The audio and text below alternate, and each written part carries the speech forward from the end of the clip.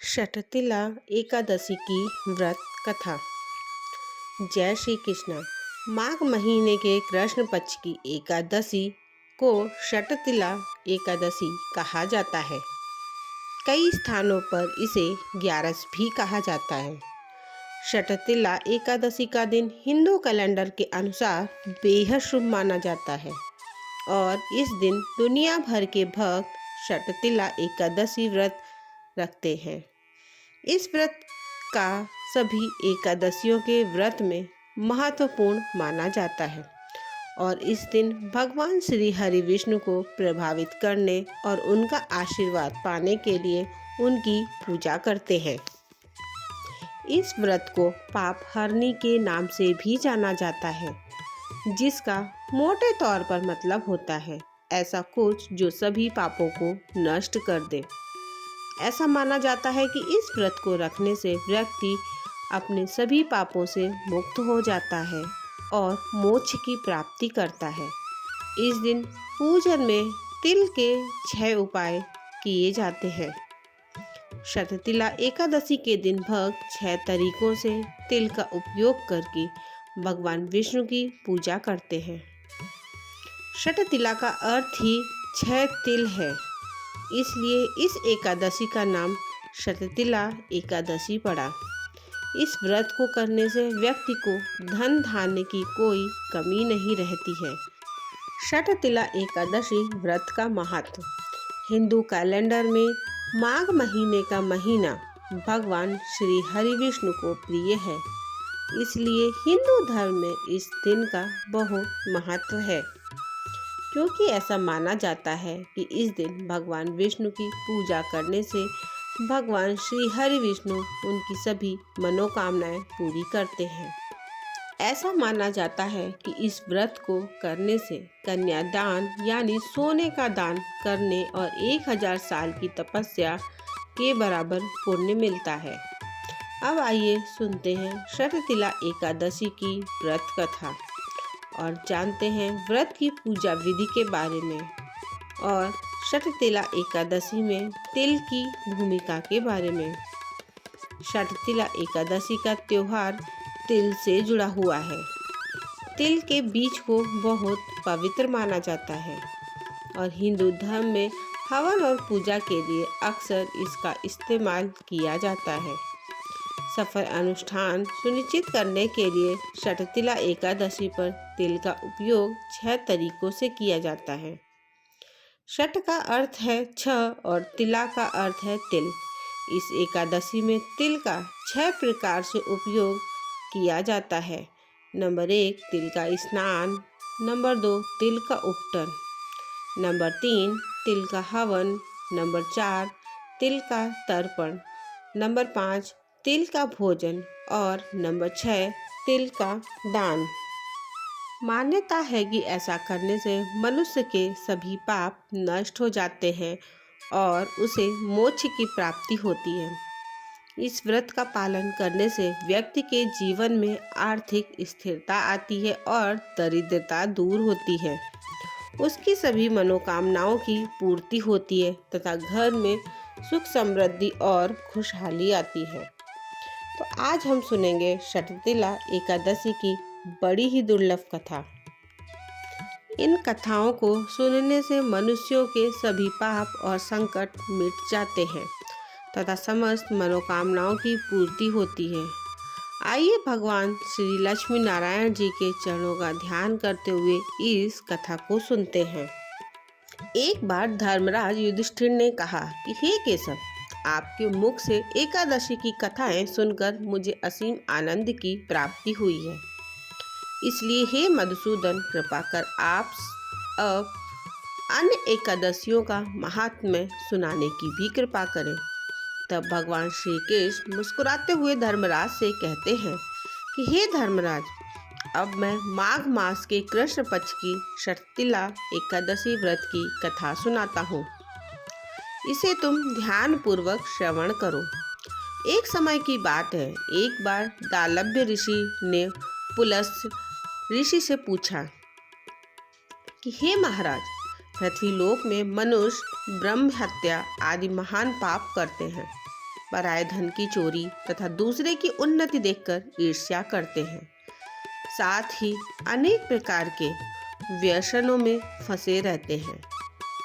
ऐसे महान पाप मनुष्य क्रोध, ईर्ष्या, आवेग और मूर्खतावश करते हैं और बाद में शोक करते हैं कि हाय, यह हमने क्या किया। फिर बाद में शोक व्यक्त करते हैं। ऐसा वह क्या करें जिससे उनको नरक की प्राप्ति ना हो।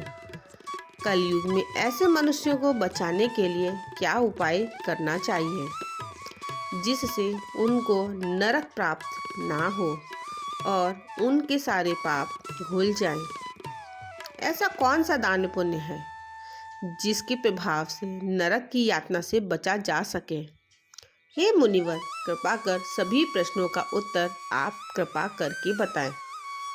गलव्य ऋषि की बात सुनकर पुलस मुनि कहने लगे कि हे महाभाग, आपने मुझसे अत्यंत गंभीर प्रश्न पूछा है। इससे संसार के जीवों का अत्यंत भला होगा। इस भेद को ब्रह्मा, विष्णु, रुद्र तथा देवराज इंद्र आदि भी नहीं जानते, परंतु मैं आपको यह रहस्य अवश्य बताऊंगा। पुष्य नक्षत्र में गोबर, कपास, तिल मिलाकर उनके कंडे बनाना चाहिए। उन कंडों से 108 बार हवन कुंड में आहुतियाँ देनी चाहिए। जिस दिन मूल नक्षत्र हो और एकादशी तिथि हो तो अच्छे पुण्य देने वाले नियमों को ग्रहण करना चाहिए। इस दिन मनुष्य को स्नान आदि करके शुद्ध रहना चाहिए। इंद्रियों को बस में कर काम, क्रोध, लोभ, मोह, अहंकार, ईर्ष्या तथा द्वेष आदि का त्याग करना चाहिए। स्नान आदि नित्य क्रिया से निवृत्त होकर सब देवताओं के देव श्री भगवान हरि का पूजन करना चाहिए। एकादशी पर भगवान विष्णु के मंत्र ओम नमो भगवते वासुदेवाय का जप करना चाहिए। भगवान विष्णु के साथ ही देवी लक्ष्मी का भी अभिषेक करें। दोनों देवताओं को पीले चमकीले वस्त्र अर्पित करना चाहिए। फूलों से श्रृंगार करना चाहिए। तुलसी के पत्तों के साथ मिठाई और मौसमी फलों का भोग लगाना चाहिए और एकादशी व्रत धारण करना चाहिए। उसके दूसरे दिन धूप, दीप, नैवेद्य आदि से भगवान का पूजन करके खिचड़ी का भोग लगाएं। उसके बाद पेठा, नारियल, सीताफल या सुपारी का अर्घ्य देकर स्तुति करनी चाहिए। हे जगदीश्वर, आप निराश्रितों को शरण देने वाले हैं। आप संसार में डूबे हुए का उद्धार करने वाले हैं। हे कमल नयन, हे मधुसूदन, हे जगन्नाथ, हे पुंडरीकाक्ष, आप लक्ष्मी जी सहित मेरे इस तुच्छ अर्घ्य को स्वीकार कीजिए। इसके पश्चात ब्राह्मण को जल से भरा घड़ा और तिल दान करना चाहिए।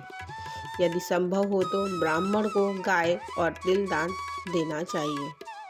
इस प्रकार मनुष्य जितने तिलों का दान करता है वह उतने ही सहस्त्र वर्ष स्वर्ग में वास करता है। इस दिन तिल से 6 प्रकार का काम जरूर करना चाहिए। नंबर 1 तिल स्नान, नंबर 2 तिल की उबटन, नंबर 3 तिल से तर्पण, नंबर 4 तिल का हवन, नंबर 5 तिल का भोजन, नंबर 6 तिल का दान।